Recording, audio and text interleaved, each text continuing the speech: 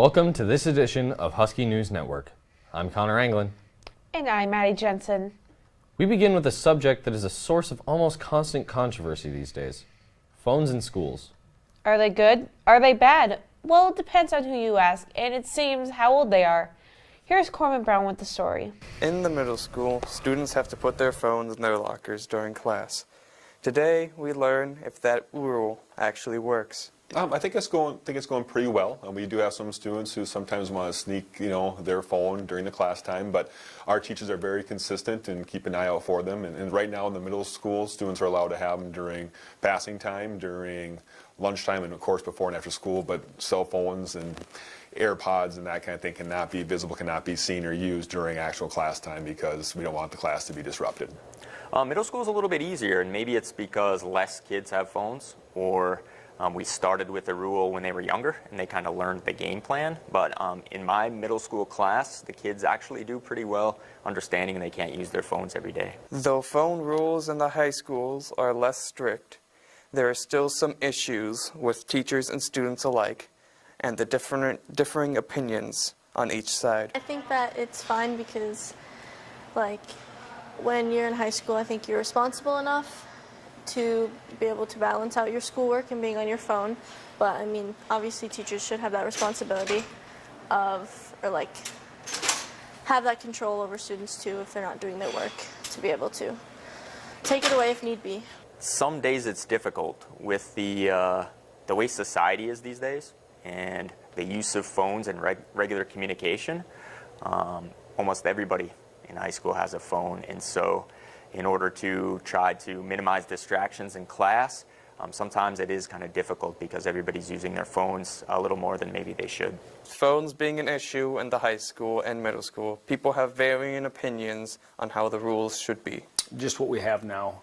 I would like really for teachers to use it as an incentive rather than a punishment.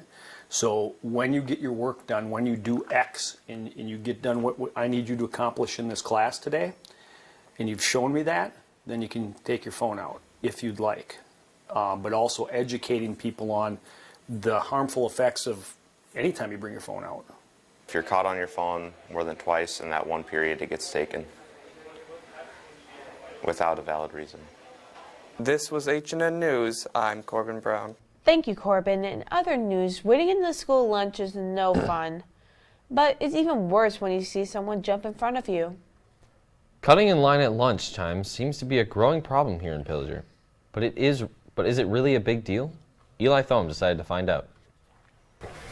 Lunch line budging has been a growing problem in the school, and staff are taking another step on trying to fix the problem. Lunch line budgeting is one of those things where, it seems really innocent, but what you're telling everybody behind you is I am more important than you are, and my time is more important than your time. And if you look at our lunch lines and our lunch time, we don't have anybody that is asking for more time. We have a lot of time at lunch. We have students who want to go back early because they've finished. So what is the need to get through the lunch line that fast? I'm very proud of some of our kids some of our students that have really taken it upon themselves. They just go take a seat, wait for the line to go down, then get up and go in there. Budgeting is always going to be kind of an issue, and you want to make sure the kids have long enough time to eat lunch, and those that are there first should be able to keep their spot in line without worrying of 4, 5, 6, 8 kids coming in front of them, and everybody can wait their turn. But what do the students think about line budging? I don't like it, but I do it anyway because I'm a hungry boy. I play basketball. It's hard. It takes a lot out of you. Well, me personally, I don't really care, but I'm also a senior and I do it. I'm not gonna lie. The food's gone if you're at the end of the line. And say you want to get pizza or you want to get taco salad, you name it. And so you got to budget the line. Sometimes you got good friends, so you get up there and go talk to them, or you make good friends with other people. I don't care, budget all you want. Line budging is a problem, but staff hopes that it will be less of a problem in the future. This is Eli Thome for HNN News. Thank you, Eli. Another cold Minnesota winter is upon us, and keeping the temperature steady throughout our school building can be a difficult challenge. So we sent Natalie Kramer to find out how it's done. One of the advantages of Pillager School is having K through 12 under one roof, but with that comes challenges. My name is Todd Pilarski. I am the Director of Maintenance and Grounds for the buildings. There's many different things that make the heating work in these rooms throughout the building. There's some of the rooms run off pneumatics, which are air and the air compressor in the back of the room here. And some run off electrical, which is a low voltage, and this will run the valve off them for the electrical ones. And this here is a pneumatic valve. So each of the rooms have either this style or this style in each room. And that's what turns the valve on and off to call for heat or cooling in that particular room. One of the complaints from both student and staff is the heating, where some classrooms feel pretty heated, others heat feels non-existent. It could be 3 to 4 to maybe even 5 different things that change the temperature in the room. And we have a lot of different systems here that don't like to play together very well because of all the remodeling we've had to do. And you'll get some systems, it's like a Nintendo and a PlayStation, and you're trying to put them together to make them work, and a lot of times it doesn't work. They got stuff that tries to make it work together, but a lot of times they just don't get along. Overall, Mr. Pilarski works very hard to keep the heat up. I'm Natalie Kramer for HNN. Thank you, Natalie. Winter is a great time for your favorite indoor activities, and we have lots of options here at Pillager School. That's right, Connor. And one of the news is Art Club. Art Club has been going on for 2 years now and is run by Mrs. Beam with the help of the club president, vice president, secretary, and treasurer. There are currently 30 to 40 kids in Art Club, and they have plenty of things from drawing a simple sketch to creating something for outside businesses. Even though we have so many kids, we still have everyone doing something, even if it is just sketching out stick figures. But that's the joy of Art Club. You get to express yourself as long as you're excited for what you're doing. I think people should join Art Club because we get to do a lot of different activities with the community, the school, and we do some of our own activities in the classroom here as well. So it's a lot of fun, and it's a lot of different materials that we use, a lot of different techniques we get to explore on our own that you might not get to explore in a normal art class with me. I enjoy Art Club because of how many other people enjoy art in it, and it's just a great way to meet other people who enjoy the art of it.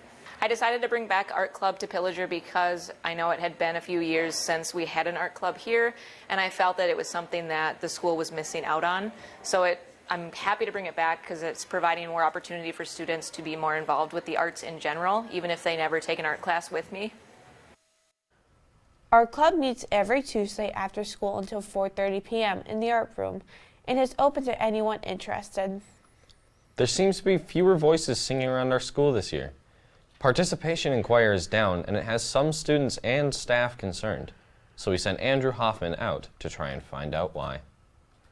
We're going to be talking about the choir dropout situation. It's a serious problem, and today we'd like to take a look with the choir teacher, Mr. Espy, and figure out what we can do to get to the bottom of the situation.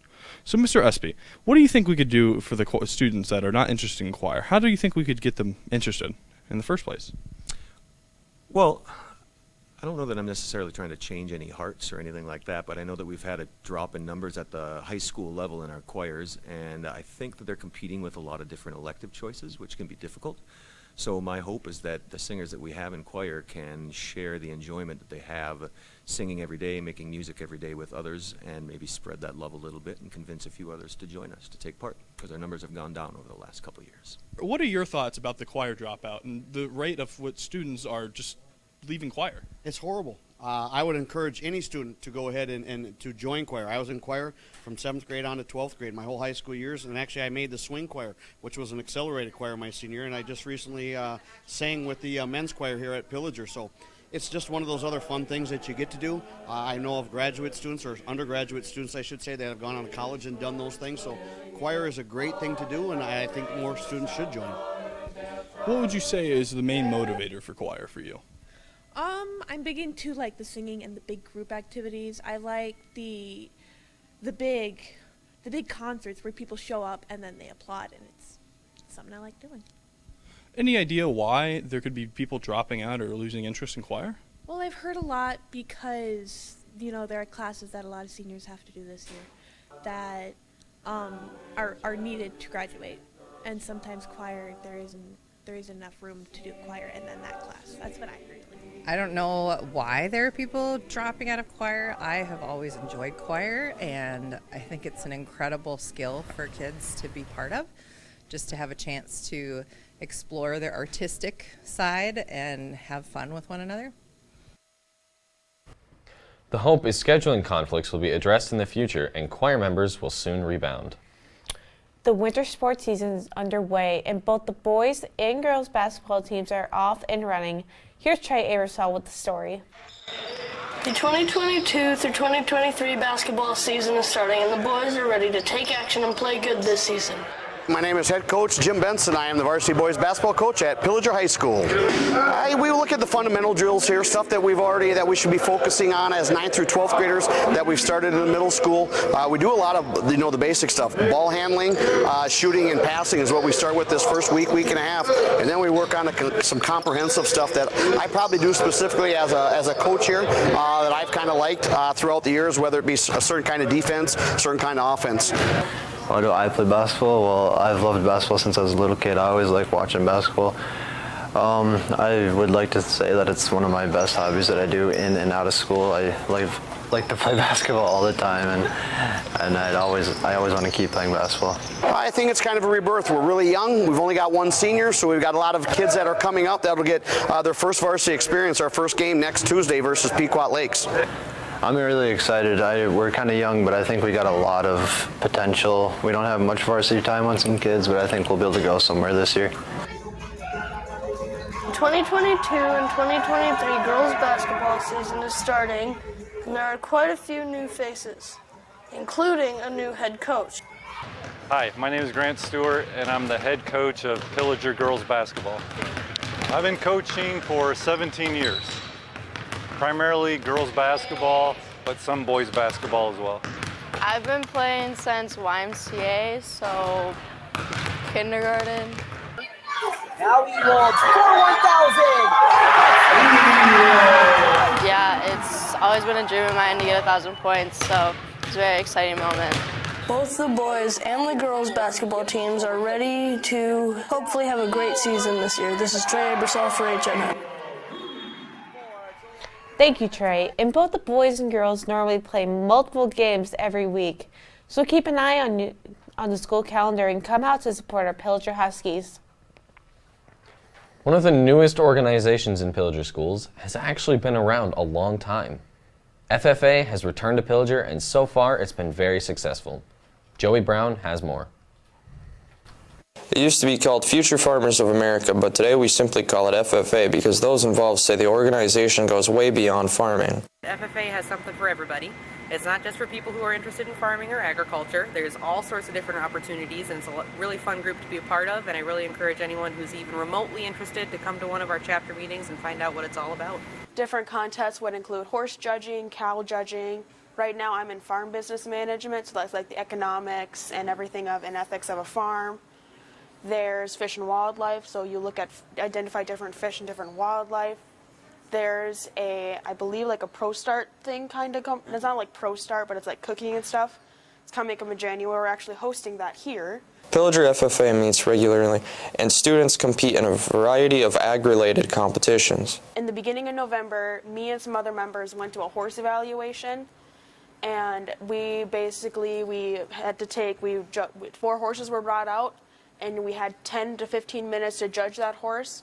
Then we had to write a set of reasons, which is like basically 3 paragraphs about why and where we placed the different horses. We also have contests related to food science, related to companion animals like dogs, cats, birds, etc. We've got contests related to more general career skills like public speaking or job interview.